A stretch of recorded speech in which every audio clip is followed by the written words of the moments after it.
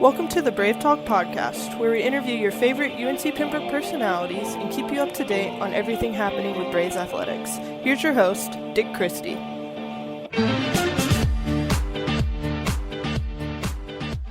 Okay, so this is a very different Bravetalk podcast today.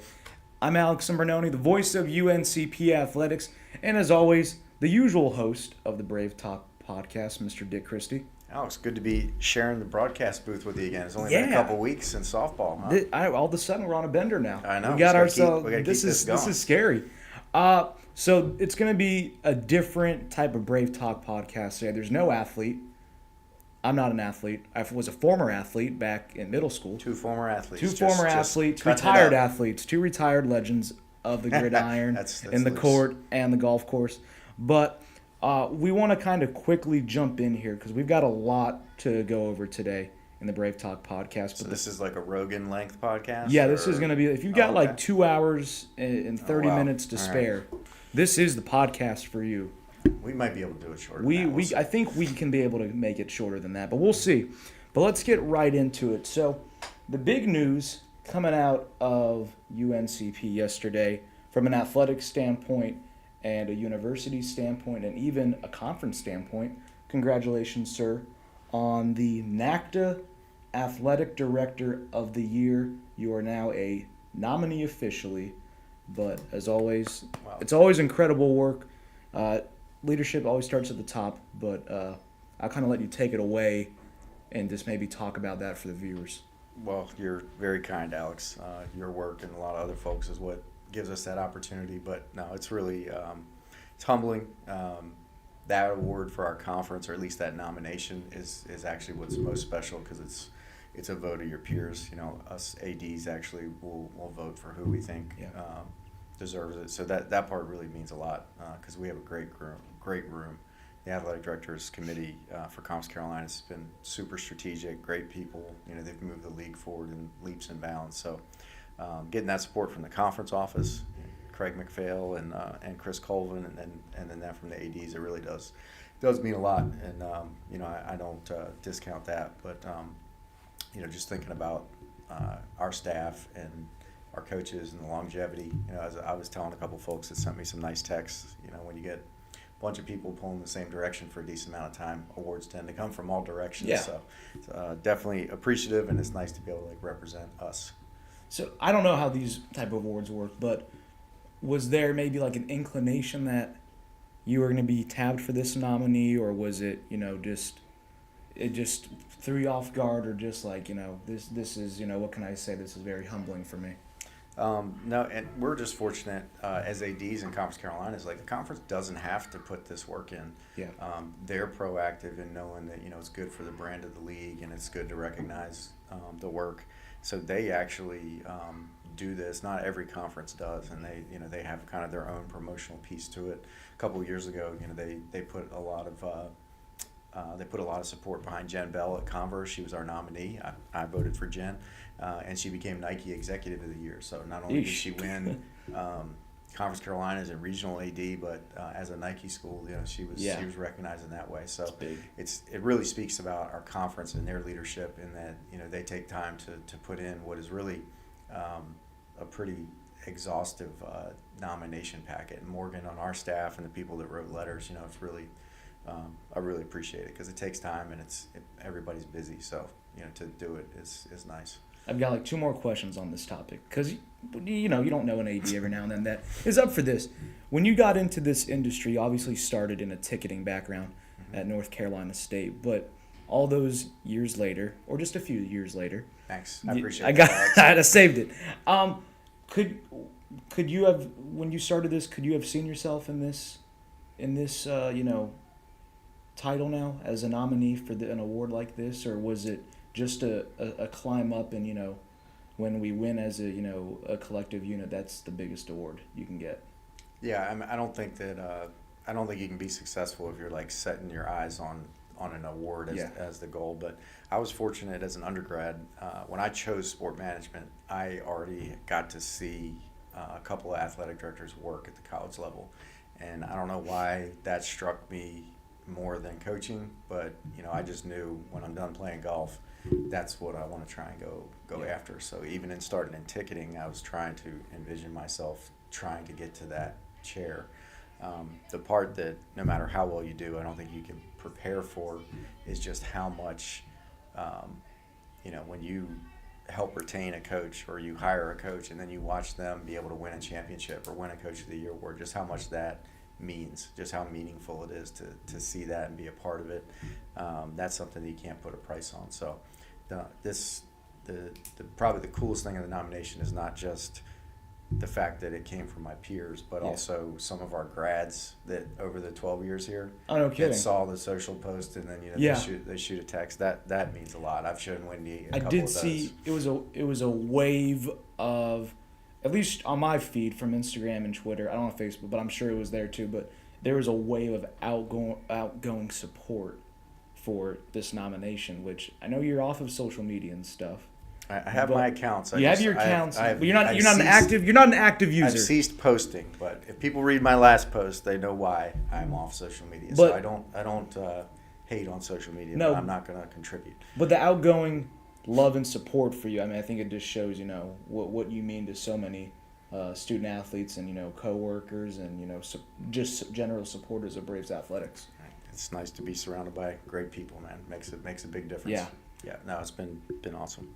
But so we'll kind of piggyback off of that with this award, and you alluded to it. It always kind of starts with the wonderful coaches we have here and stuff. But the big thing that we've had going on at UNCP this year, from an athletics standpoint, has been what's been going on at baseball and softball with our brand new complex still in the works. We're going to be there very soon. Baseball and softball have started. Baseball, as we're recording this, is playing in 10 minutes against North Greenville for their first conference series. Yeah. But both teams have been on the road playing as the home team, but they've been at a couple different sites, which, some beautiful complexes we've been able to see. I've been able to tour. I'm all of a sudden a regional traveler. Yeah. I've been to Cary, Florence. I'm going to go to another site in Florence. Didn't go to Myrtle Beach this week, but I'll be hitting the road again with baseball soon. But just kind of, throw a little more details in for the listeners and viewers. We talked about it a couple weeks ago at softball, but a lot of things have happened since. Yeah, the outdoor complex has been a long time coming. We've been working on this concept since 2015 and trying to get support first of our student body and partnering with student affairs and campus rec and trying to figure out how to reimagine that space. We had to get support to renovate on the same site initially because our old master plan actually had us move into a different area on campus. I did hear about that. I was, fortunately, Chancellor Cummings came in and realized that, keeping that energy and that life and that activity in the heart of campus was important, and a lot of campuses were heading in that direction, bringing athletics back to the heart of campus. So when we made that change, the biggest thing was it made it more affordable. So we had now a chance to maybe go get a student debt service fee that would be able to support it. We had the ability to go talk to donors and say, hey, this is within reach. So the people that supported the project and were able to get behind it was big. But our Vice Chancellor Esther Haas, his financial expertise, being able to figure out how to structure the loan, how to get that moving, how to get this thing off the ground in the height of what was the worst inflation that we'd ever experienced. That just took a special technical expertise that we desperately needed. So it's exciting to see how close we are. It's frustrating to know that we've had some delays and poor weather and a lot of things. We can see the finish line. We are starting to see it. It's like a mirage right now, but we're there. Yeah, but every week counts. So next week we have a meeting with contractors. We should have a better sense of when we can actually get in there. And in the meantime, it's a real big impact on our teams, particularly baseball, because we don't have a local facility that you would say is competition ready for college baseball. No. But softball, we're very fortunate that Purnell Sweat does meet NCAA standards for a softball competition. So being able to keep softball from missing more class and keeping them off the road and having a reasonable drive for some of these games has been big. Baseball, we've gone all over the place. So. Yeah, I don't mind clocking the miles. It's fun, it's hard.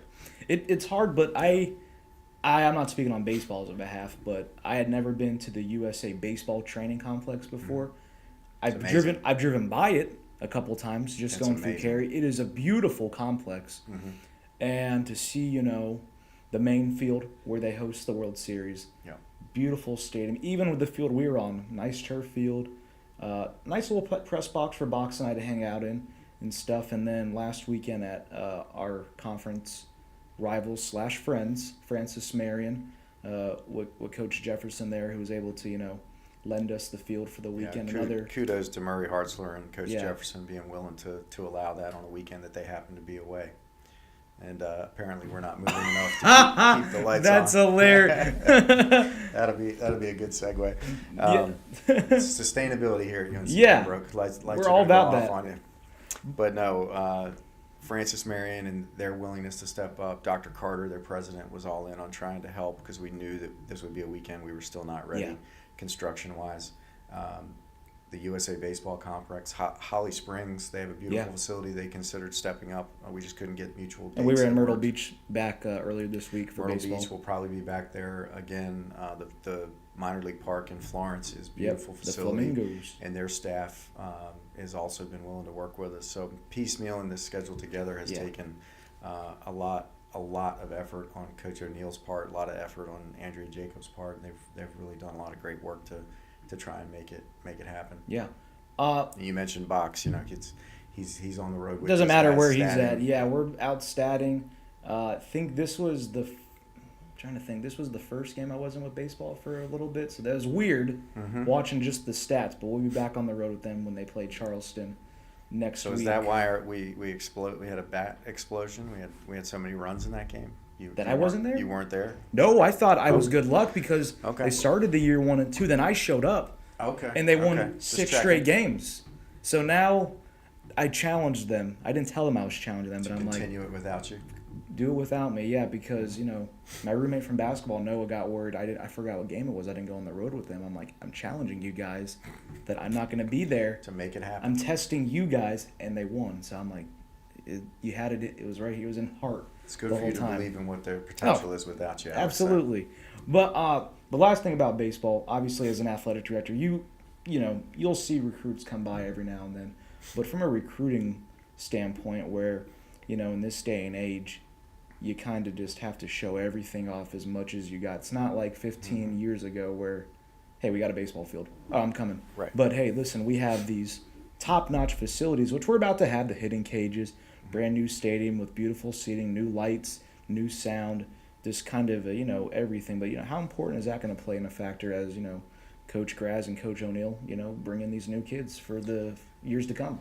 Yeah, as I think Coach O'Neill said probably 10 years ago, students now they recruit with their eyes, and it doesn't matter what you're saying. They're looking at the infrastructure and the facilities and what do things look like and do people care. So our baseball and softball teams have really been behind the 8 ball facility wise. We had some of the poorer facilities in our region, and it definitely put them at a disadvantage. So being able to put it on this platform, and then the indoor hitting facilities don't just help baseball and softball. They'll really help our other teams because in inclement weather in January and February, baseball and softball would have to reserve the auxiliary gym and try and come in there and use limited flight balls and get nets up. And, we have students who like to free play basketball. We have teams that stretch in there. Yeah. We have, volleyball might get off-season workouts in there. The Spirit Squad is practicing in there. So it will ultimately help facility choke points for all of our sports and all of our students. So it's a really, really big thing to finally get this off the ground. So, super excited about this. When the day finally comes, I cannot wait to get out there. I've been out there a couple of times, but I'm just kind of waiting to actually be like a new toy. Get to work, exactly.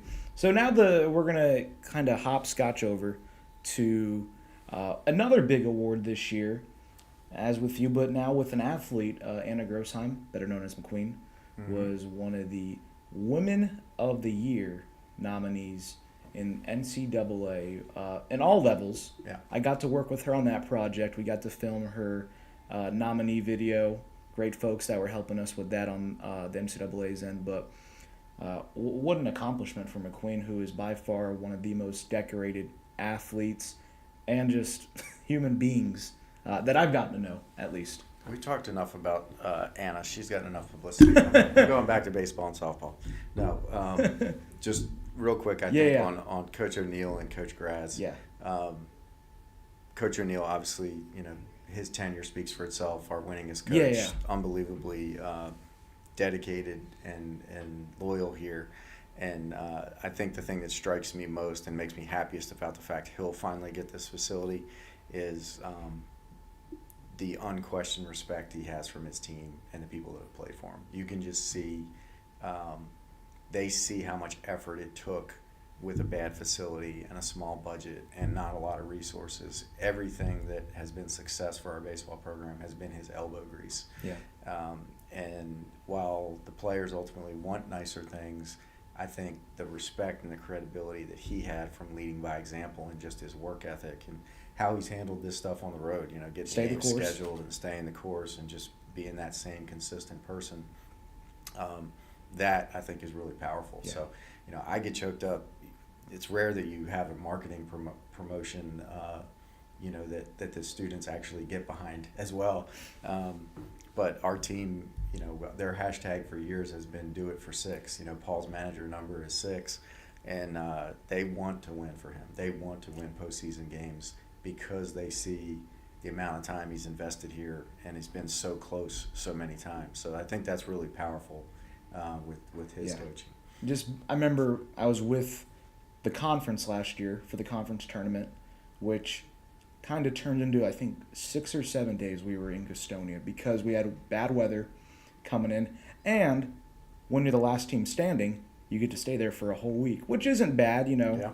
In late April, I didn't mind, I was away from work, but it's a great venue. I was doing Pembroke's work, beautiful venue. Another shout out to our conference with the neutral site championships. That was a great. I loved it every minute. That was my first time working with the conference in the role I have. So nothing but love for them.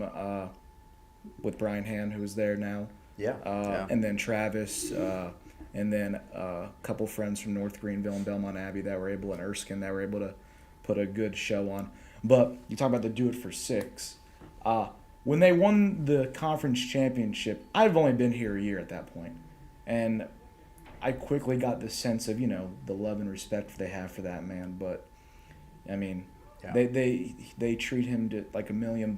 He is a Cadillac in their eyes, which... top of the line for me. But, and all the hashtags that came out, did it for 6, erased the do it, did it for 6. And then again, just seeing, I guess, the monsoon of love from former players, past and present, and players even before he came to Pembroke. Just and that was a giant hill to climb. In coming to Conference Carolinas, the Peach Belt was outstanding in baseball, but by all metrics, we were coming into a harder and deeper baseball environment. And when we added Young Harris and us and Francis Marion, you legitimately had 7 programs that had regional experience in recent years, and North Greenville with their national championship. It is a tough road.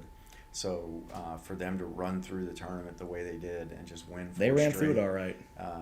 It just was amazing. And, I think Paul was rightfully emotional about it, and that team was fantastic. His parents were there too, which was phenomenal the too. O'Neills are the best. I spent a lot of time with Big P.O. But no, they're that team, not just with a win total and a championship, but just the character of those seniors and the home runs that they hit.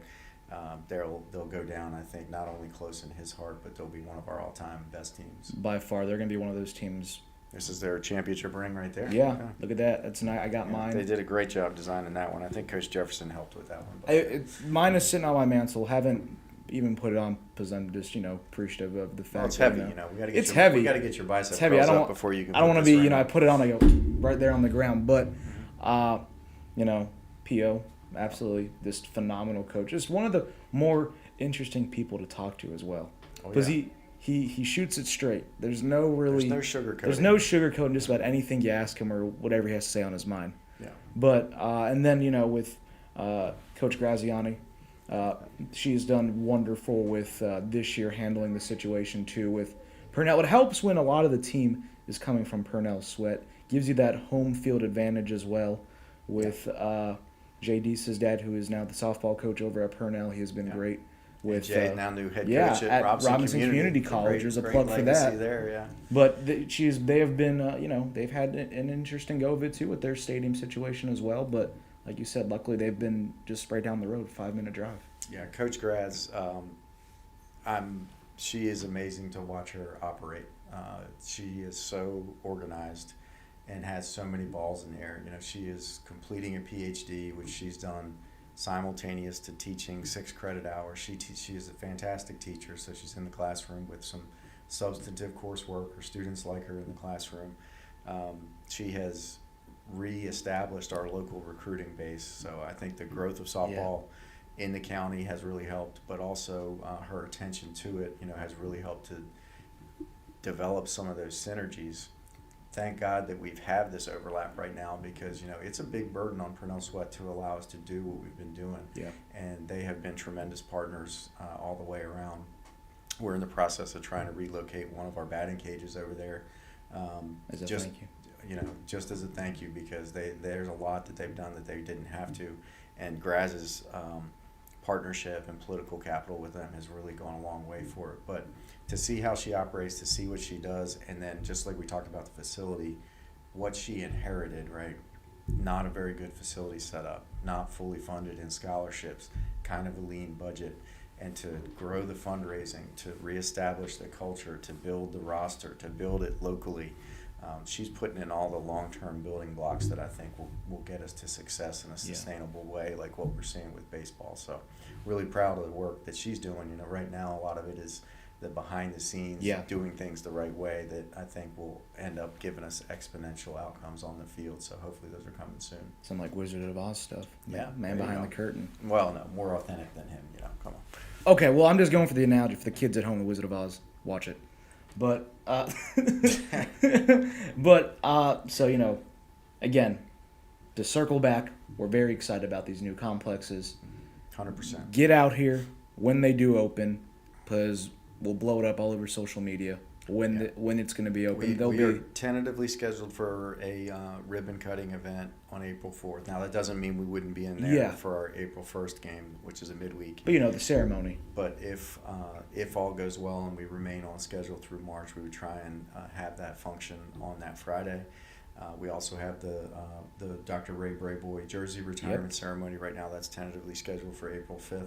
So we really would like to see everything stay on path this next month and allow us to get in that facility in a big way. Yeah. All right. That's exciting stuff. Yeah. So now we'll circle back to soccer. Okay, I guess because we gotta talk about Gross. We have to talk about McQueen, because I don't think we've had this honor before. No. For UNC Pembroke, and this is quite the honor, because, like we said, there's no one else who does it quite like McQueen. She's a very one-of-a-kind human being in the way she plays the game and just lives her life and how she wants to do things. Mm-hmm. Yeah, she got a chance this week to visit with our trustees and speak with some of them. Oh, yeah. And it's just even seeing them react to the schedule that she keeps, and it's crazy. Underwater rescue and EMS and fire, and wanting to do flight rescue, and still training with the soccer program. If there's anything you can rescue, she wants 10 in. miles. Yeah. I mean, I saw her run the other day. Yeah. Yeah, I mean, she's got big aspirations and holds herself to a high standard, and she's just super humble. So great person to be around, great person to have as a leader. And I think our results in soccer these last 4 years, they've been a direct reflection of the fact that you literally had a coach on the field who was not only one of your most talented players, but also was going to be vocal and hold people accountable. So the NCAA Woman of the Year, the investment that the NCAA put behind it, promotionally, giving those girls a special night in Nashville at the ceremony. I mean, there's 10,000 people at that event. It's really, really impressive. And I think outside of a regional title or a national championship, the amount of national exposure that UNC Pembroke got from Anna's accomplishment is hard to put into words. So we're really proud of her, really excited for the institution, and hopefully we'll continue to celebrate arguably our most decorated women's soccer athlete in the history of the program. Absolutely. She laid out the competition for whoever wants to reach her level. There's a new bar, right? Yeah, it's way up there. Yeah. But then, with soccer, it all kind of goes right back on to Coach Lars, who brought her in, obviously. But, it was not the season he had hoped for. For most teams, that's a really good year. But Yeah. he has, instilled at UNCP, we're here to win championships. Mm-hmm. We're here to make it to the NCAA tournament. And that is the bottom line out of him. The winning 3 straight is unprecedented. Especially coming to a new conference. In many conferences. Hello. And starting off that way. Yeah. So you got to appreciate when you're running through those times. Yeah, it's disappointing to lose, but to look back and see what they did is unbelievably impressive. Lars, I think, in working with him over the last 12 years, the most amazing thing is nobody loves coaching as much as Lars Anderson. I mean, I don't even know if passion's eats, a drinks, perfect enough word, sleeps yeah. it, watches film. Lars loves coaching. I can't see a scenario that he ever stops coaching. So when you see him in a game and we score with a minute or 2 left, the passion that he has, it's pretty awesome to watch. Every win, it's a genuine reaction. Yes. And then he reached 350 career wins Yes. this year as well. Yeah, so it was cool to be able to celebrate that earlier in the year. And Lars, the wins are nice, but ultimately, he has the postseason circled on the calendar. I know he wants to get this team back, into deep portions of the tournament where he's taken teams before, and hopefully we're poised for that. We'll have some growing pains with losing Anna, but we have a great nucleus coming back. And I know Absolutely. The thing that makes Lars' longevity so impressive is how much he loves recruiting. Lars loves to make the international contacts, find the hidden gems in North Carolina. Like he recruits nonstop, and that's where it's been the key to his success. It's interesting, too, just because we'll talk about later about the landscape of the NCAA, but recruiting, a lot of coaches who were there before, this NIL and transfer portal era have kind of, been maybe taken aback by it. But Lars has been, just all in with whatever he's got to do to land people in the black and gold. Yeah, I think the original inception of the portal was a help to coaches. It standardized where to find the information about the players that were available. As the volume in the portal has gone up, it's gotten tougher to decipher, where kids were in their search process and where is the talent, that kind of thing. So your contacts still come in big to be able to know where to start, because it's a little overwhelming when you see 13,000 names in the transfer portal. Yeah. So it's not quite as useful as it was initially when there were smaller numbers. But I think to Lars's credit, he hasn't gotten discouraged by just the fact that you are now having to work through the portal, not just with developing freshmen. Now, in women's soccer, we're very fortunate because the caliber of young lady that he has recruited, we've been able to retain them at a high level. A lot of them have graduated. Some of them have left here with 2 degrees. So some of the churn we're seeing, in basketball, football, women's basketball, it hasn't fully made it to women's soccer. So that helps a little bit. Yeah. But I think Lars's culture is what helps him the most. He's got a winning culture. They know how all in he is. He's putting all his effort into it, and that helps to avoid some of the downside of where we're at right now with the transfer era. Yeah, everyone's still going to adapt to it. It's going to change every day. For sure. But as we keep moving along here, where this is essentially going to be a podcast of just today's episode, at least highlighting each of our coaches and the accomplishments I love it. they Sounds have good, done. man. So we're going to keep going right down the list, Fire away. which is going to be one of the more bigger events of the year here. We've got wrestling regionals next week, hosted by yours truly. Not me, but the university. Well, you'll be involved. I'll be there. But we've been in this spot before where we've hosted regionals, but this is another big spot here for UNCP athletics where the spotlight is thrusted on to us, and perfect world, we're going to put on a great show. Yeah, I think first thing is kudos to our staff and our administration.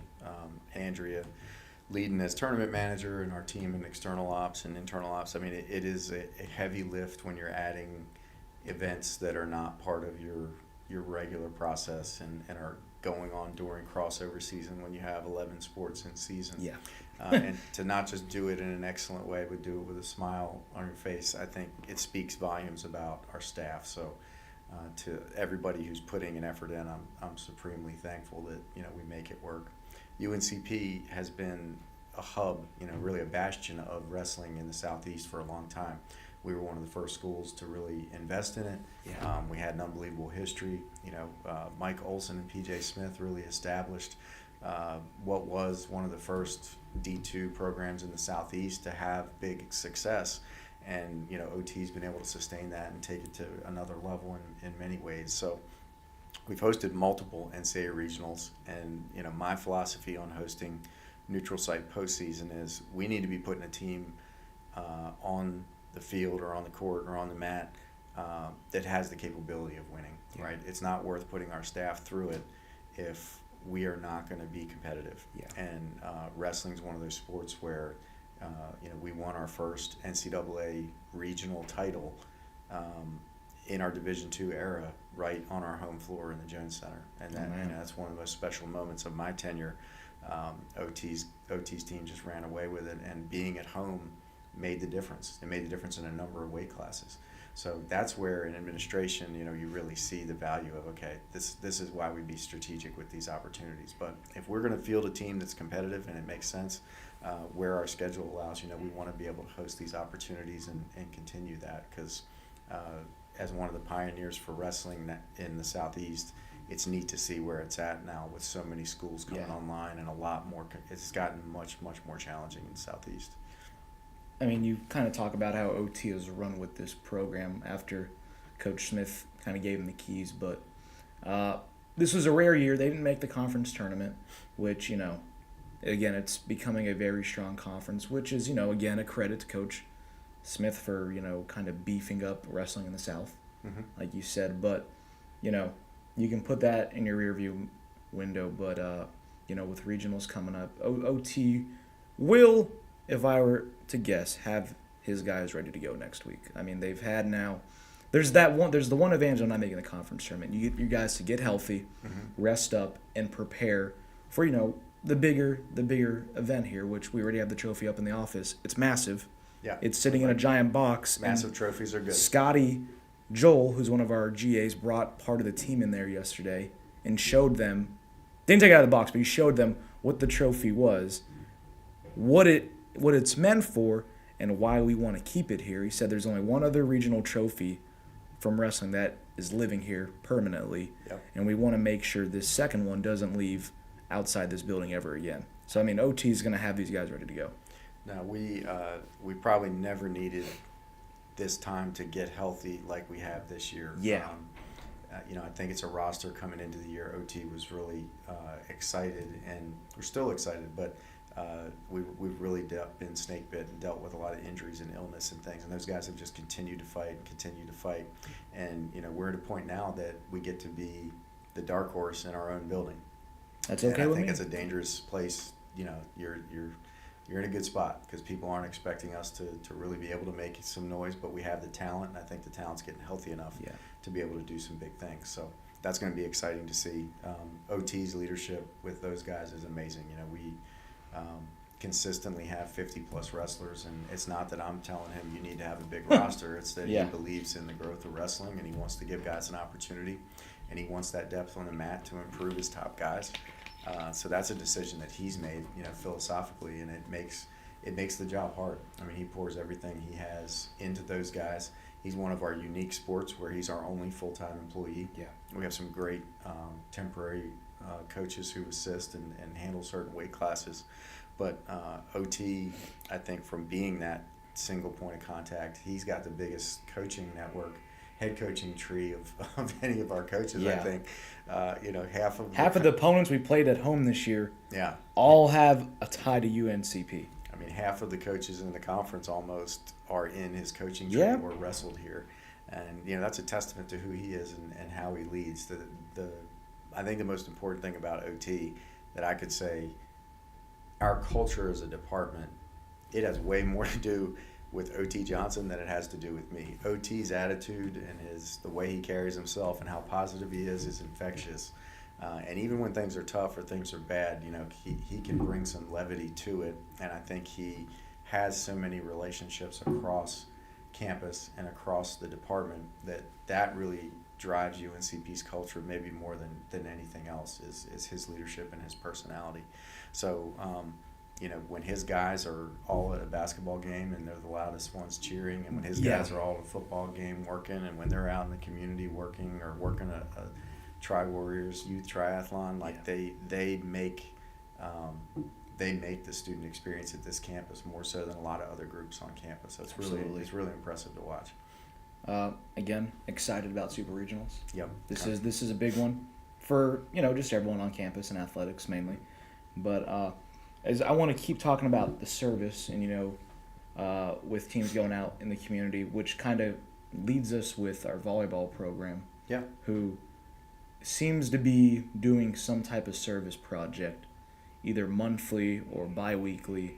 They're doing something every week during the off season. They always come up on my feed, and they're somewhere doing something, whether it's a food driver at Pembroke Elementary with Braves buddies, or just helping out the local community. They are everywhere, which we'll talk about them on the court after. But I mean, Coach Jaleesa Harper has done a really good job of building that culture up, and having the girls go out in the community and be great people. Yeah, Jaleesa has made the experience in volleyball the total package. They're great students. They are getting a lot of professional development. She's connected them with some great speakers, both not just sports psychology, but life skills and financial management and things that will really help them after their days in college. Yeah. They're making an impact on the community with the different partnerships that they've had. And I think the way she leads by example, her longevity and loyalty here. Jaleesa started basically as a volunteer. She got her graduate work done. She stayed with us when we furloughed employees and we cut temporary staff, and really ground out the hard part of this business when you're trying to get started and there's not many full-time jobs available. You don't know anything about that. But she was honing her craft the whole time. I don't know that anybody has stepped into a head coaching role more prepared than she was. She's been in 3 straight conference championship games, and in getting to know some of our volleyball student athletes, I think one of the biggest testaments to her leadership is I see how hard she pushes them on the court. And then when you talk to volleyball players, Jaleesa's been really sick this month, and hearing volleyball players say, "I miss Coach Jay," right? That's a testament to you're doing it the right way. You're doing it the right way, and you've got the right kids in the program. So she's just doing an outstanding job. You could say, I don't know, this is how my mind works. You could say this team is like the Jimmy Carter of athletic teams. Minus the president part, but the service part, they are just out there, and they've just made a lasting impact on a lot of places they've touched. But I mean, that's okay. That's you're a young guy, so you don't know about the gas prices during Jimmy Carter. No. I'm talking about the Habitat for Humanity part. Yes, the Habitat for Humanity that part. And the Nobel Peace Prize. Yeah, that's pretty good. And then that's where it ends. Okay, their performance has been pretty good though. So. Yeah, when their performances. Yeah, you talk about 3 straight conference championships, which in a conference that features a team like Emmanuel, who is one of the top teams in just Division II. They have a great coaching staff, but 3 straight conference championships, it doesn't really matter what sport. That's really hard to do. I mean, Braves are 1 for 2 out of it, but still, just making it, especially the way the season kind of started, where it started out shaky, and this has been, at least for me, the 2nd straight year where the Braves flipped a switch in October and just started to roll and figure things out that went into postseason play, and again, landed them in the conference championship. Well, I think 2 very different years. Last year we had one of the best volleyball players in the country, and she was really, she was on the floor for us nonstop. Vanya Prazul, everybody. She led us in almost every category that you could. So you always had that eraser in the lineup that could really keep you in it. And we started with a really tough schedule that year. So part of our record to start, I think, was more just a product of the competition. Yeah. But they were prepared, and I think they had the look of a championship team most of the year. This year, trying to figure out how to play without Vanya and with new pieces and with younger players and maybe with less complete, folks that are not on the floor for every play. That is where it really took a long time for them to come into their own. But, when they got hot at literally the last minute. Get out of the way, yeah. To get to the seed that they needed to get to a position that they could host the game and then be able to run through the conference tournament to get to the final. They got close, just ran into a great Converse team. So I know Coach is very motivated by that. Yeah. So she does not forget those things easily. I'm sure that'll be on their dry erase board next year. That should be the end goal, but definitely will not forget. We forgive ourselves for losing, but we don't forget that we lost that one. So big shout out for volleyball as they're beginning their spring season right now. They had practice earlier. Yep. I was actually, side note, I was in there the other day because Jaleesa wasn't in there, so I went to go check on practice, like I do as a good person. Yeah. And they threw me out there for pressure hitting, a hitting drill. Didn't know what it was. They told me to go hit in zone 2. I'm not familiar with zone 2. Zone 2, I'm very familiar with. They didn't at point the out airport. Zone 2 for you? After I asked what it was, because I told them I was familiar with it at airports and stuff, what Zone 2 was, my boarding group. But they said Zone 2. The question is, did you underhand or overhand? No, I hit it. I overhand. Okay. I didn't do the middle school serve. Okay. And wouldn't you know, I hit it in Zone 2. The lights are never too bright for this guy. It's impressive. Did you get a round of applause from the team? You would have thought I won them a championship. Now we're talking. I told you they were good. I'm like an affiliated member of the team now. So now they go, "Hey teammate," I go, "Hi teammate." So it's the team chemistry again, kind of just piggyback all across off that. the department. Right? They just it's what I do. It's irreplaceable. It's in the other job in the little part. It says other duties as assigned. And, team ambassador, I guess you could say. We all appreciate it, Alex. But we'll keep it moving along now. Let's see on my wheel. Well, okay, let's talk about it because they have a game tomorrow, and it's senior day. Women's basketball, another great year. Mm-hmm. 1 year removed from the John Haskins era, and we have quickly moved in with Coach or Dr. Kendra Samuels-Eaton. Obviously familiar with UNCP, but in year one, for any coach, it's kind of hard to find, wins and stuff, but she's kind of just thrown that narrative out the door. They're 19-7 right now. Mm-hmm. And they're in a tough battle right now for first place in the KPI or just first place in the division, but Coach Eaton has been phenomenal this year, considering all the wonderful pieces that were lost after last year's team. Yeah, we're fortunate to have a good nucleus of juniors that were still very proficient. I think she added a couple of key pieces late after getting hired to really round out this year's team. And unique for us, I think there have been years we've really peaked in women's basketball late, but then we had lost the wrong non-conference games that really negated our ability to get an at-large bid. This year, we came out and we won some key non-conference games, and not just us, but a number of Conference Carolina schools did. And that's what we need to do in more sports, is to pick off a couple more of those key regional wins in non-conference, which will help our league get more at-large bids. So her regional ranking through conference play has been pretty good because we do have some good head-to-head matchup wins. We do have some good common opponents when you compare the other teams in the region, and it's worked to our advantage. This is going to be, interesting to see now with the good senior leadership they have. They've lost a couple here down the stretch, had some tough games. Watching how they respond, I think that they're going to be ready, and I think that Coach Eaton's demeanor really lends itself to not panicking.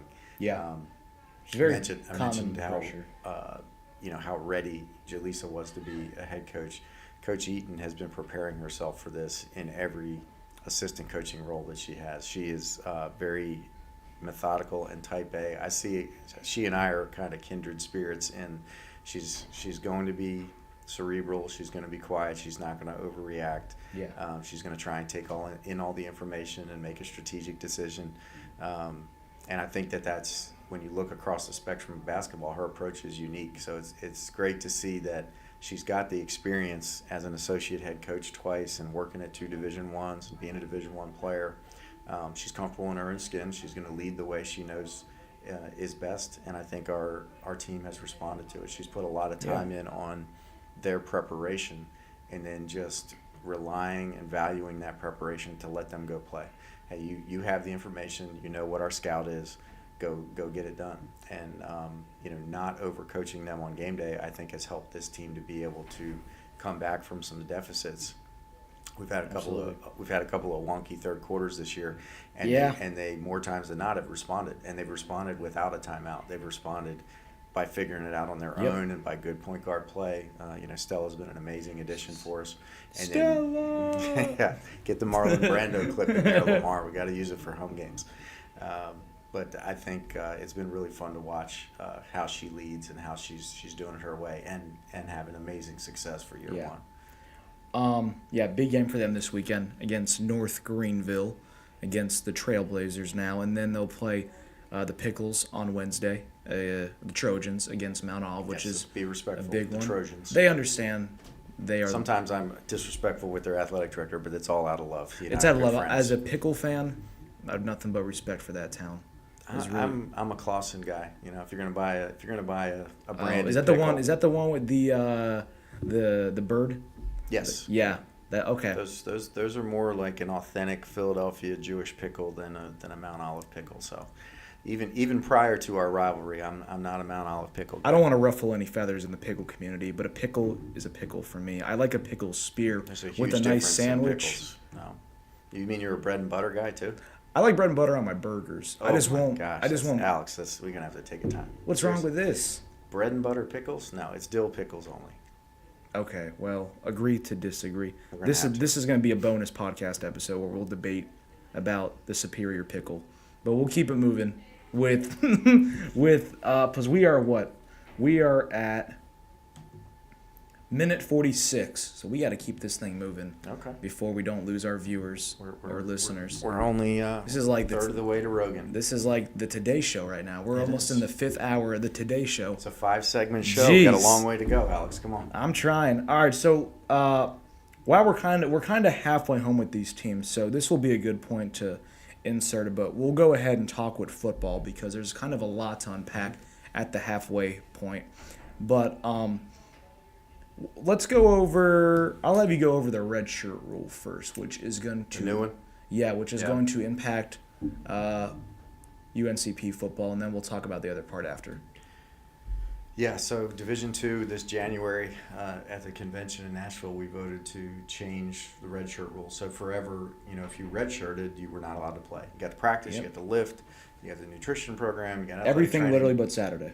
Everything except, and that applied for all sports. Division II made an aggressive decision to change that and allow, much like Division I did for football and wrestling, but allow all sports to have 30% of the season available to those who have been designated a red shirt or who would choose to use that year as a red shirt. So I think it really helps with retention. I think it's going to be a good thing to allow those student athletes who are putting in so much work to actually get some time. And for injury issues, it really gives your football program a little bit more depth, particularly in home games. We could have used that this year. Yes, could have used that. But I think overall that could be a good thing. Could be a differentiator for Division II right now, assuming that Division I doesn't change that rule further. But it'll be very different. It'll be very different across all sports. But I think football in particular has a chance to use it to mitigate injury issues and to help retain guys that otherwise wouldn't get to see the field. Well, and again, I mean, obviously everyone's going to use it, but it's also a recruiting tool if you have thoughts on I want to play here, but am I sitting out this year? No, you can play with us for a couple games, and then next year, hey, you're good. You're 100%. We'll get you for, which is going to help in the long run with all of the continued success here. And unlike the medical red shirt change, those games can come at any time of the season. Yeah. So if you have a student who really bulks up and they take the weight room seriously, they may be able to play the last 3 games of the year. And they may actually contribute and help in a meaningful way, but they still get that red shirt. Yeah. So it's pretty interesting. And since most students nowadays are taking, on average like 4.5 years to graduate, it helps them to still be under their athletic participation and ability to still be earning a scholarship while they finish the degree. Yeah. So I think all in all, it could be a good thing.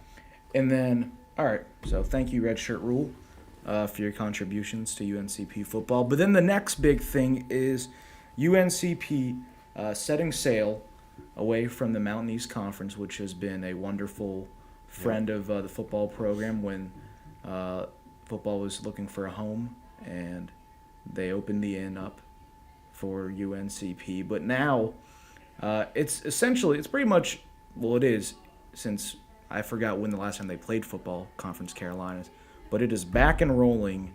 And 2025, a new era of UNCP football 2.0, because Coach Hall is 1.0, but now it's 2.0, and we're going to be saving hundreds and thousands of dollars on gas because we're driving just to a school like Barton for football.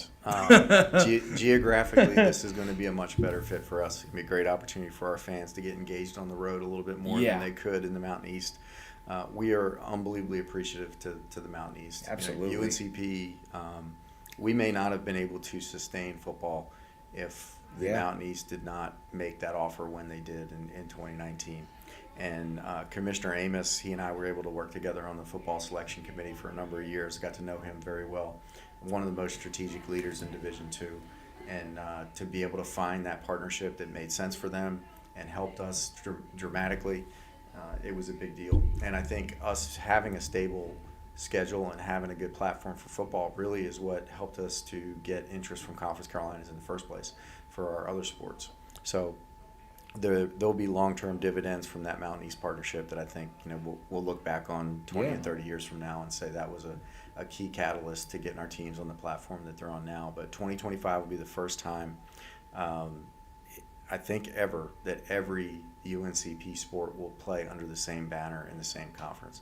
So that's been a long time coming. There have been times where we've had 4 different conferences to get all of our sports into a championship environment. And it really makes a difference when everybody has the same brand on, they're pulling for the same thing, they're fighting for the same Excellence Cup. Same rivals. It will be a great thing.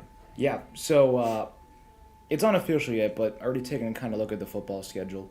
It's, at least the non-conference side, is very exciting, very eye-opening with certain teams on there. Yeah. But for the conference side, I mean, this is going to be interesting because there are a lot of games where, you know, in the perfect world, the Braves could come in here and make some noise in year one.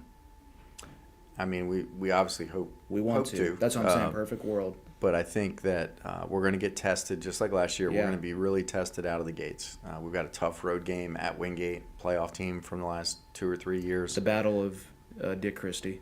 The Battle of I-74. How about that? Route 74. That one. Yeah. That's a little better.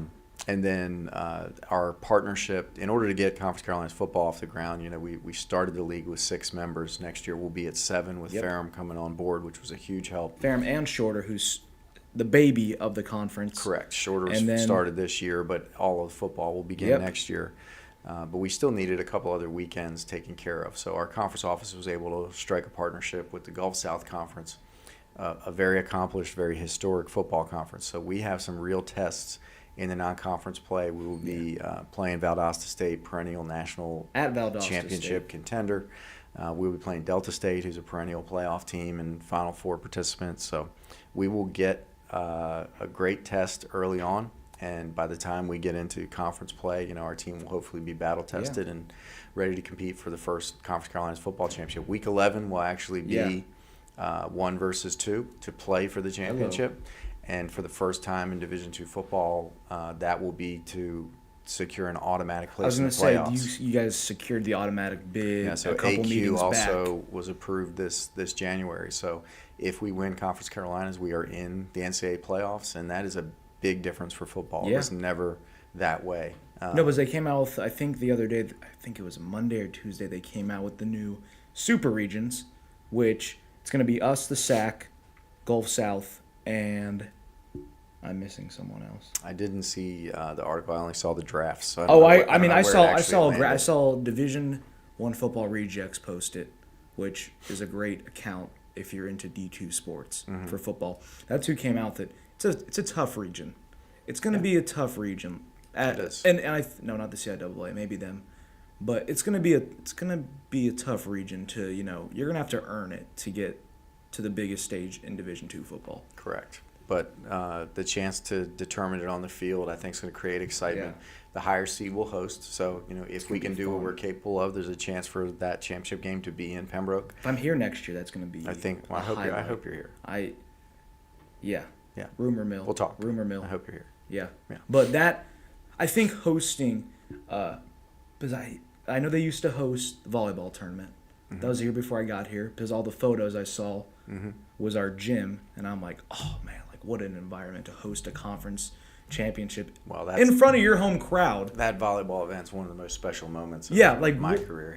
And you're able to host it and then win it. Like that, it's one thing to host it, and if you lose, it's like great. Well, but then to win it, it's just the icing on the cake. And then for football now, it's been a while since I think UNCP has won. They've never won a conference championship. And we've never been in a conference till We've the never- Mountain East, and we finished second in the Mountain East the first year and third this year. So in order to, there's so much history going into this year again with football. Every year, at least the first, which is I'm going to segue now into Coach Hall, but since he's been here, football has been making history at a rapid rate. At a rapid rate statistically, and certain wins have looked good, and maybe just kind of the start he's had here. In year 2 going on to year 3, which, year 3 for any football coach, any division, usually people start to circle.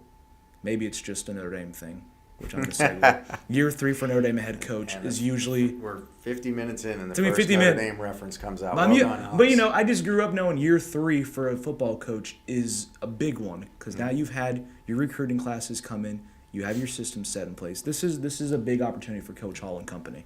Yeah, I think he's excited, and to his credit, he's a guy that I think has not been in a rush. He's tried to do it the right way. If you look at his career, he was an offensive coordinator at a really young age. Yeah. And he honed those skills and developed those skills. I mean, he was an offensive coordinator at Chowan for like 12 years. I think it was 12 years. Played at Urbana, and then before Chowan. He actually moved into the head coaching role. Yeah.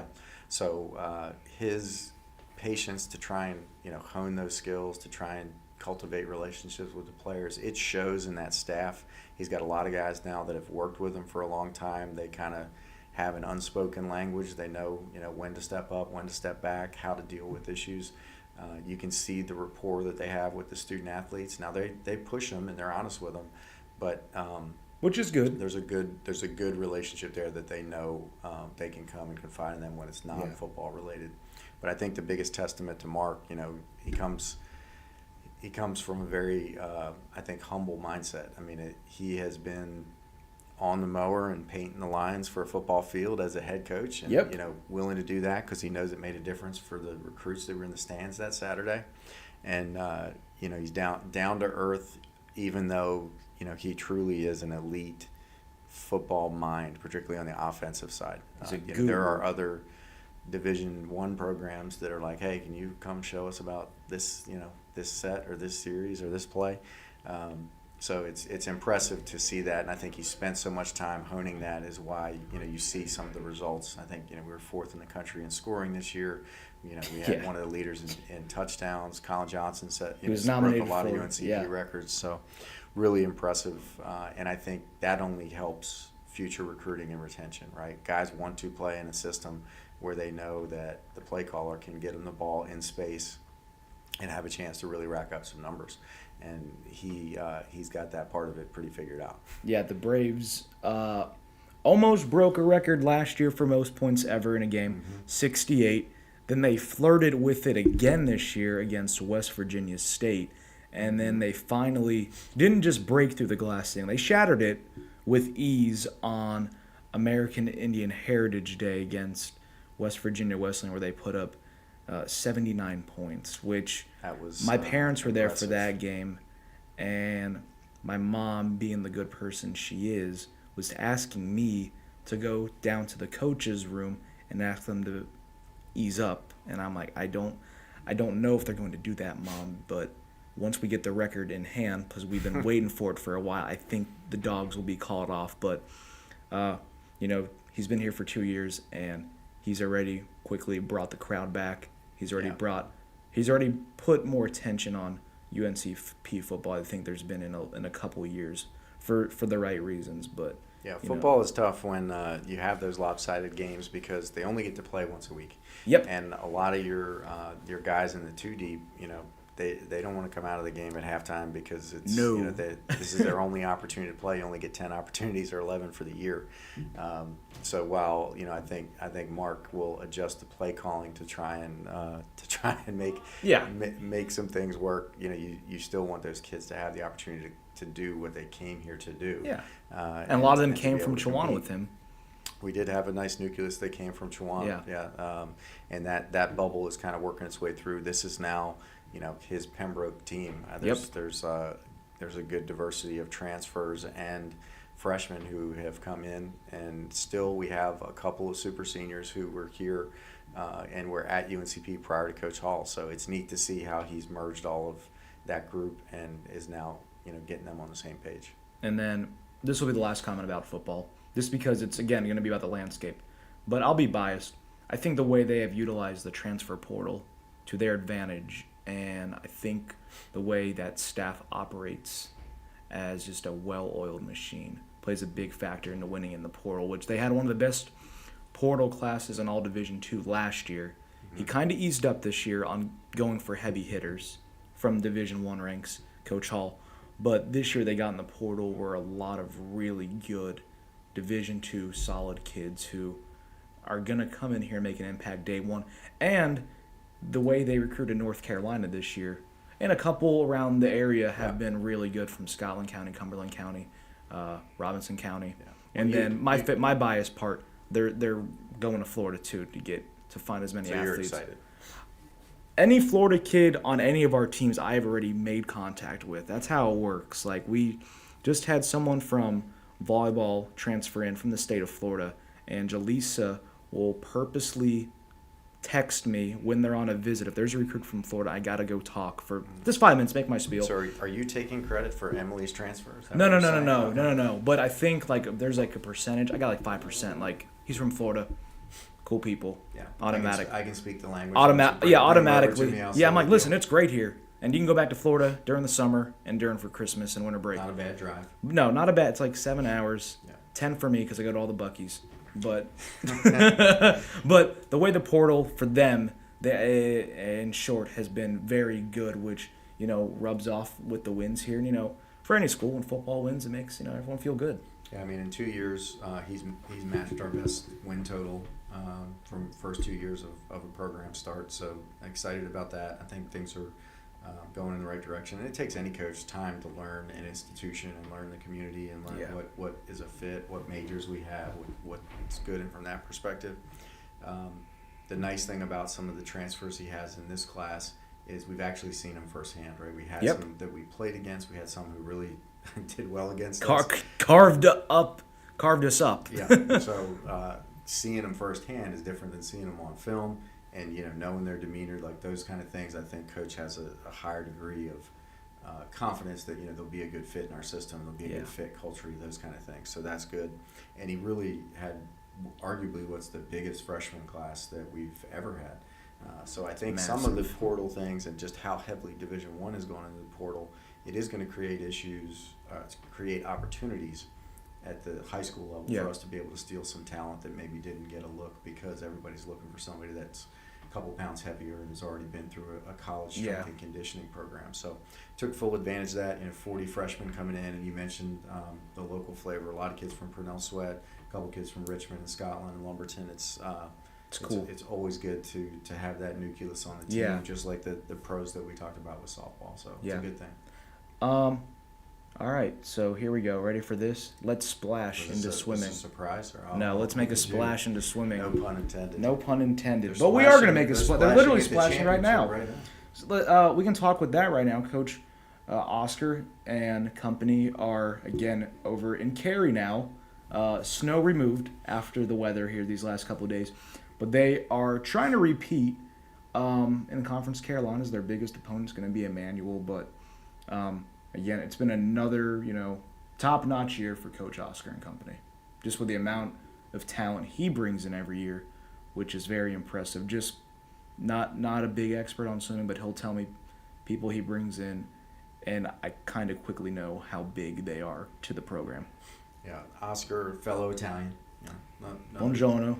Yeah, he coached Graziani. We got a good nucleus of Italians. Yeah, there's a strong 4 of us here. Mm-hmm. No, we got more than that. In athletics department.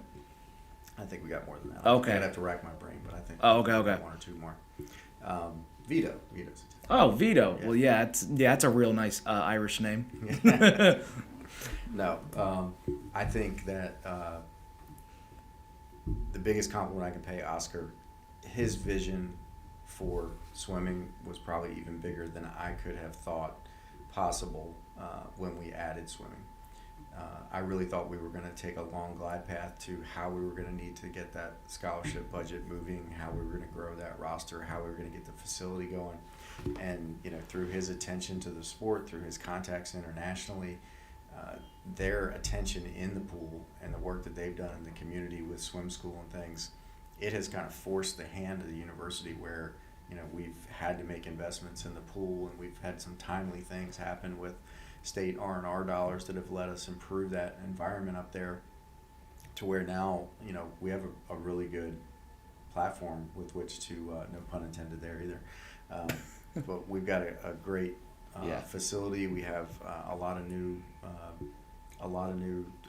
accoutrement up there. The Sue Walsh swimming pool. Yes, named by actually named by Lenore Taylor in honor of Sue Walsh, which was an unbelievable event. That was fun. And great synergy. Sue's been really engaged with our student athletes and trying to see them swim. So she came to a lot of events last year, I remember. She did. She's a great lady. I guess you'd call it ringside seats. She was on the water level with the girls, but the interaction. Her name's on the building. She can sit around. Shoot, yeah. She can sit in the pool and swim with them if she wanted. But she probably still do well. The interactions I've seen with her, or at least from last year, the girls were so receptive to her. Yeah, they know for swimmers, it's like sitting in a room with Michael Jordan for a basketball player. They're locked in. She's arguably one of the greatest college swimmers of all time and an Olympian. So that stuff resonates and really get their attention when you start to talk about life skills and things like that. So the talent level of the team is dramatically ahead of where I thought it could be at this stage in its history, and that's all Oscar's vision and his contacts and his ability to push the girls in the pool. So really amazing job that he's done. There's that Italian state of mind with Raffaele too, who have been. That's right, we missed that. Yeah, Raffaele's here. He knows. But they're real Italians. They're real Italians. We're Graziani, me and you. I don't know. We're Americanized. Yeah. My great grandparents are from Italy, so I'm like, grandparents are from Italy. There's still part of me that's over there, but I think the big thing with him, which I always like to hear about his recruits, is the amount of outside of UNCP swimming his swimmers do, like competing in the world open water championships. Yeah. I'm gonna miss a couple names. We got like Britta and Fabiana, who when they're not here swimming, they are back in their home countries competing for their respected countries, which is crazy. And then you've got a swimmer like Benedetta, who came in last year and just another Italian who just shattered a lot of records in a very quick time. But the amount of our first All-American for our program. But the amount of just all around really good swimmers for the school, but for their countries. I mean, it's quite impressive. He's got 6 or 7 girls who are on their country's radar for Olympic trial invitation. And that's for Division II swimming. I mean, that's about as good as you can hope for. Wild. It's wild, which I always like to hear. I usually talk. Britta's usually the most vocal out of all the swimmers. She's with everyone. Yeah, but obviously from Aruba, and the amount of stories that she'll tell us about her competing on it's not even national, the global level. Yeah. It's quite impressive, like you said, like what we have done at the Division II level with, we could have a handful of Olympians, hopefully in the near future. Britta's had the opportunity to speak to our trustees and some other donor groups, and she always blows them away. Very personable, but talking about Aruba and the open water swimming, I think it's her uncle or somebody who has actually swam to the mainland from there across the channel. I mean, just insane athletic family. Jeez. Yeah. So, best of luck to swimming right now. And then they will have NCAAs coming up. A couple of them already had good timings on the first 2 days. It's 4:23 right now, so I don't know if there's an update yet on the website. We will, we'll look at it after we film this. But now, let's go to ... golf here. So golf season, fall and spring, but the main season begins now with Coach Luckett and company. A couple years ago, removed from a Conference Carolinas championship, starting to try and make that climb right back up to the top. But another fairly new sport for UNCP. Am I right on that? Yeah, still 20 years. Still 20 years? Yeah. Well, I'm messing. I've got my sports wrong. At my now. age, that's fairly new. Okay. Well, yeah, I'm not going to say my age then, because then I'll just It'd be in suck the diapers. soul. Yeah. But another big year for golf we talked about the facility expansion, and then we've had a lot of new golfers come in this year with Coach Luckett. Yeah, so when Coach Luckett started, we had a heavy upperclassmen group there, and she did a great job getting them on the same page. 2 consecutive championships, 2 consecutive Coach of the Year awards, and I see some similarities to this season to the second season with that group. We really didn't play great at the beginning of the spring, kind of faltered a little bit, and she was able to kind of get them peaking at the right time, and we're able to do that in back-to-back championships. So. I think the most impressive thing about Hannah and her leadership is just she's got more credibility than most can. She is a tremendous player. She was an All-American at Limestone. She helped coach as a grad assistant there when they really turned Limestone into a national power. Okay. So she's seen it done at a high level, and to be in a position now where we have, the locker room and the indoor facility and the TrackMan and the outdoor artificial green. Indoor facility is really cool. There's a lot of tools at her fingertips now with which to communicate to girls in the transfer portal or to freshmen. So we're a little younger this year. Excited to see them also, kind of settle in and peak at the right time. But she's doing a great job. As you are a man of the sport.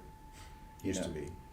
Oh, come on. I know you go out there still in golf. Sometimes. Well, you had your big surgery last year, which prevented you. I myself am a golfer. I'm not labeling my skill. I go golf, and by that. But you identify as a golfer now. I'll call myself a participant of the sport. Okay. But for you, how exciting is it, to kind of see, you already just touched on it, but you see all these new golfers come in with the portal, because I'm still unfamiliar with, how big the portal is in the golf world. But I know it's probably just as hard, if not harder, to bring in talent when, there's not much film you can show. Obviously, you're going off of pure talent.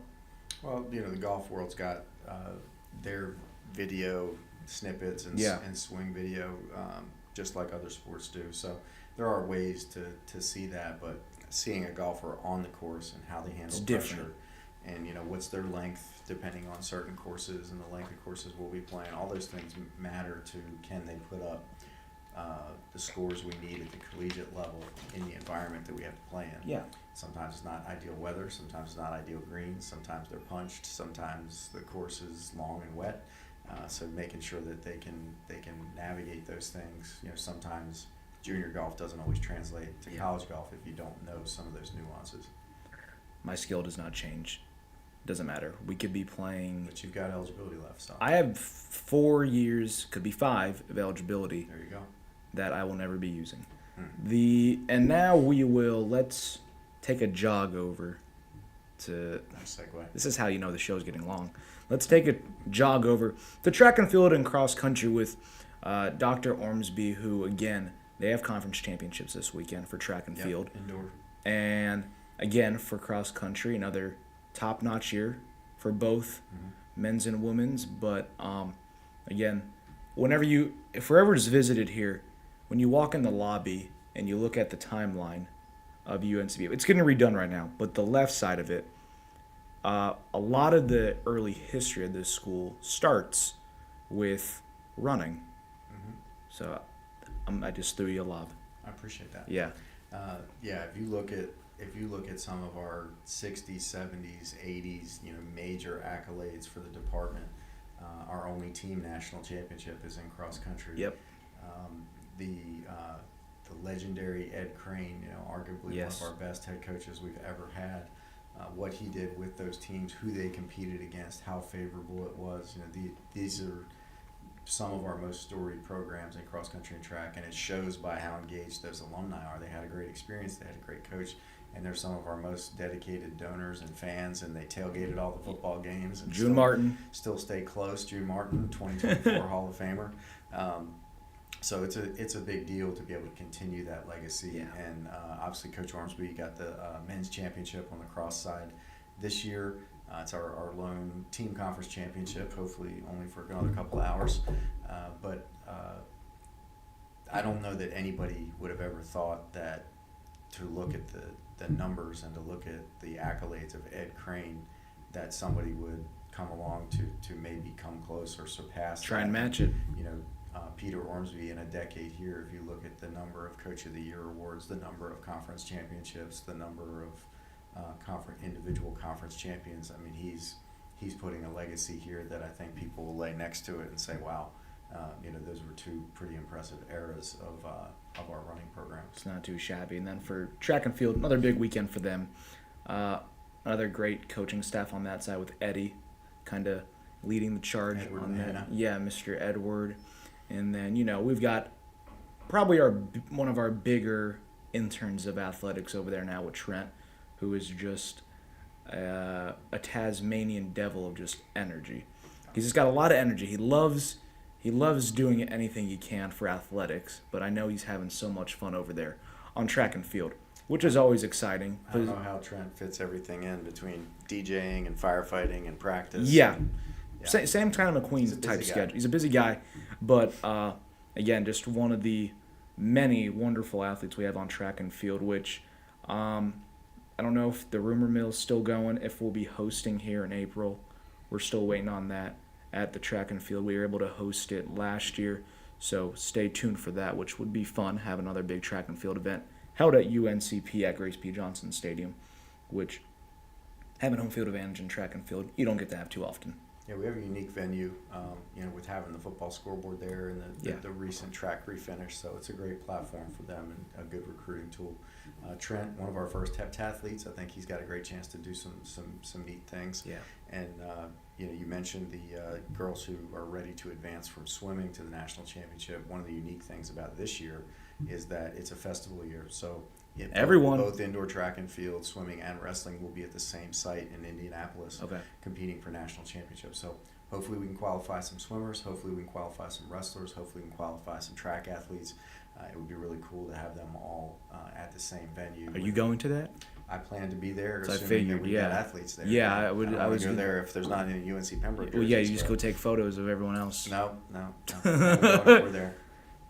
Well, we'll have athletes there.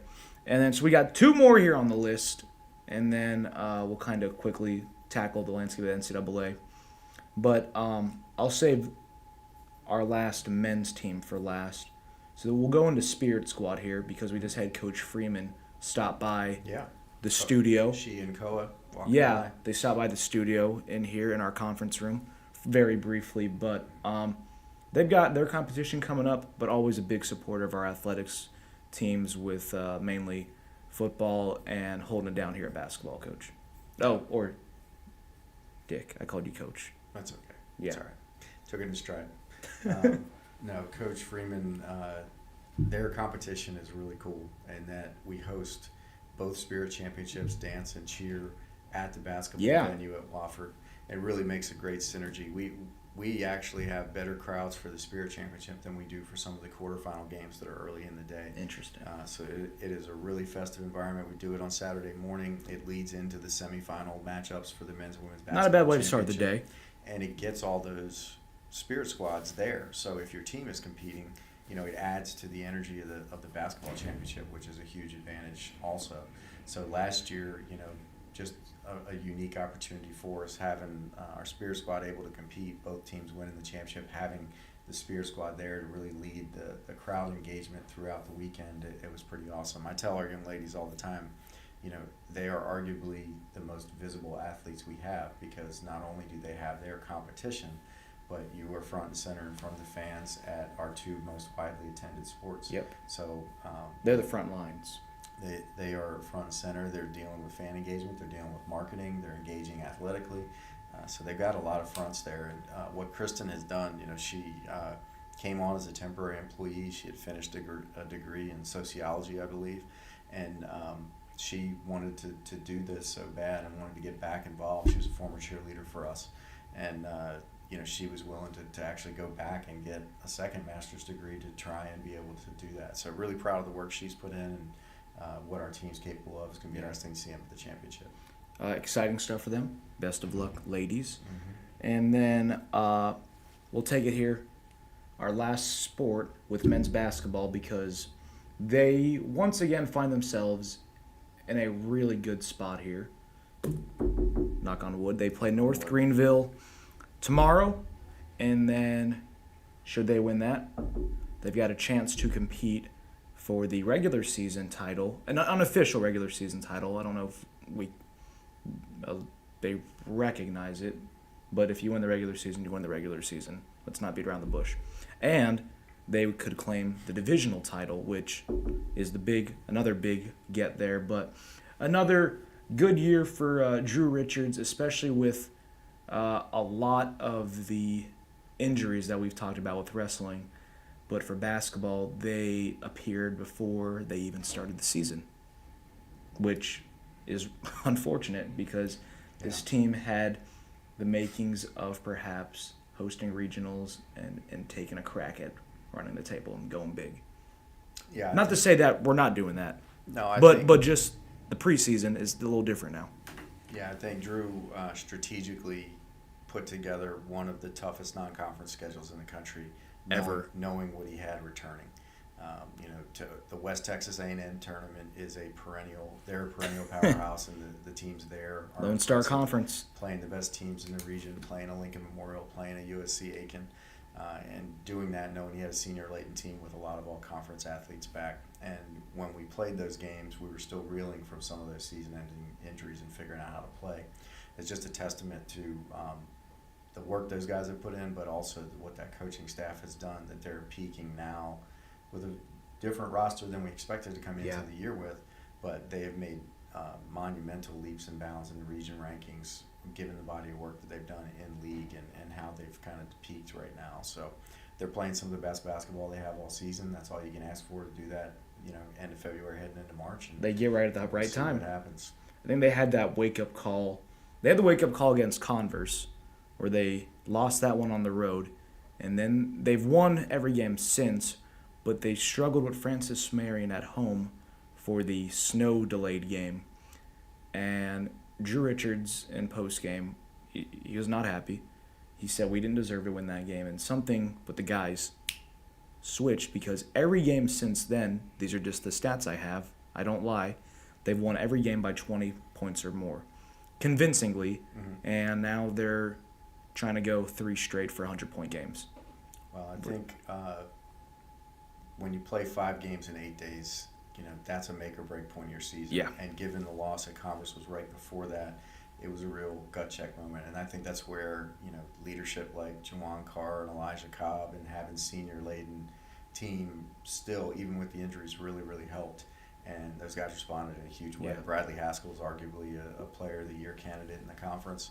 And, they've got a lot at stake. I think they still have high expectations for themselves. Oh, yeah. Season's long from over. And, that was the make or break moment, because those 5 games in 8 days could go very differently. We had a really tough Virginia State team that we had postponed from earlier in the year. Really thought we were going to be getting healthy that week, and we turned out adding 2 rescheduled games to the schedule there. So impressive to see what they did. And, with Drew, I think the greatest compliment I can give Drew, and I tell him all the time, he's capable of doing that job at any level he chooses. He is as good a basketball coach as there is anybody in the country.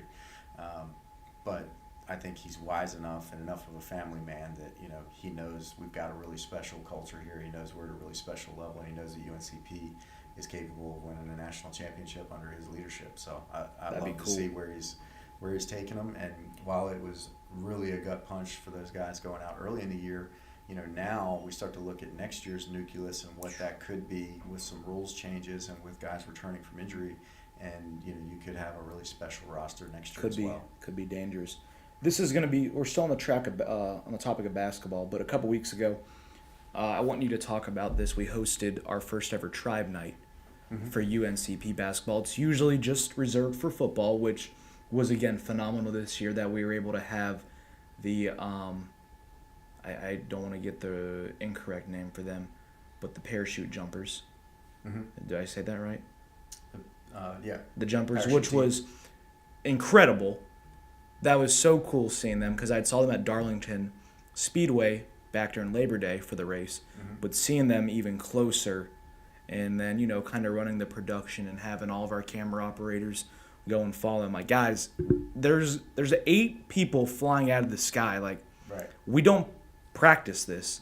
So I was lucky that the plane was able to circle for like an hour before the game. Like, you guys follow the plane for like 30 minutes, figure it out, and when they start dropping, I'm going to be in the headset with you guys before I go on the air and just start finding people for you guys. So that was really, I think everyone enjoyed that. That was really cool to lead off American Indian Heritage Day. But for basketball, to have our first ever tribe night with the tribal jerseys, and the basketball teams are able to receive, I believe, a saging from the Lumbee tribe that was able to come in, spearheaded by Matt from the Lumbee tribe, which he's been phenomenal with us.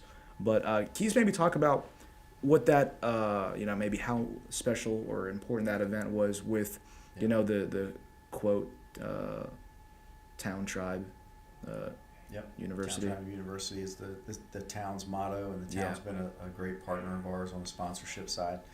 Chairman Lowry, he's been all in on these, and I give Grayson Cochran on our team a lot of kudos in how she's brought some of these promotions to life this year in driving attendance. Very quickly got this going. The tribe night, we saw a great spike in attendance. A lot of people really get engaged in it, and I think it helped both teams that night. We had a tremendous effort from both teams in beating Chowan and playing for first place. So I'm glad you mentioned that part because it was beat an Chowan awesome by event, 30. It was one of the. We're really fortunate to have that partnership and have that unique history. So when the teams want to get behind it, we're going to try and continue to extend that into some other sports. We're just going to do it organically so we can sustain it. So that's all we've got for the topic of Awesome, our man. Appreciate wonderful coaches and stuff. We want to quickly talk about landscape NCAA, or we save that for another time? I will save it for another time. All right. You're getting to Joe Rogan length Yeah. at this point. Well, so before we go, the big news, I don't know if this will impact UNCP athletics, but the one smidgen of politics here is that President Donald Trump federally recognizing Lumbee tribe. It'll have to get passed through, obviously, the House.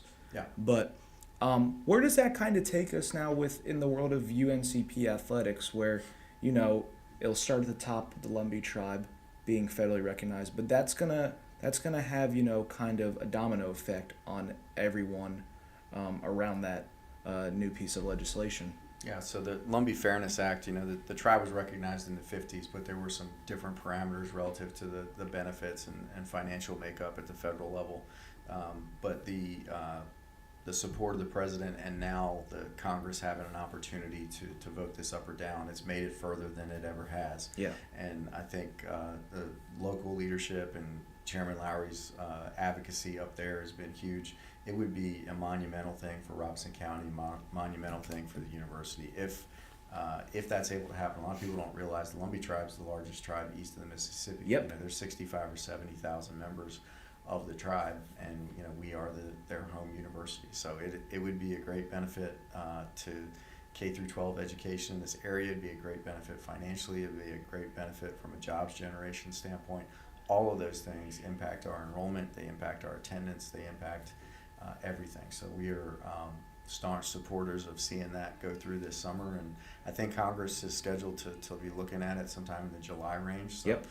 We hope to have some clarity as we head into the fall. Be really, really cool. Whether Yes, long overdue. Not to make anything, it's not about the politics, but just for that, especially in the town you live in, Yeah. the town you work with, the people you work with hand in hand. It'd be something special. Absolutely. Okay. It's 4:43. I was supposed to get a haircut tonight. Okay. I'm still gonna make it because we have big games tomorrow. Glad we didn't mess up your schedule. No, this would never mess up my schedule. This is a real treat. Well, thanks for doing it, Alex. Yeah, thanks for letting me kind of take over and do the hosting duties. you did great. Thanks. I'll let you close it out here. No, thanks for joining us. we'll see you next time on the Bravetalk podcast. Bye, everybody.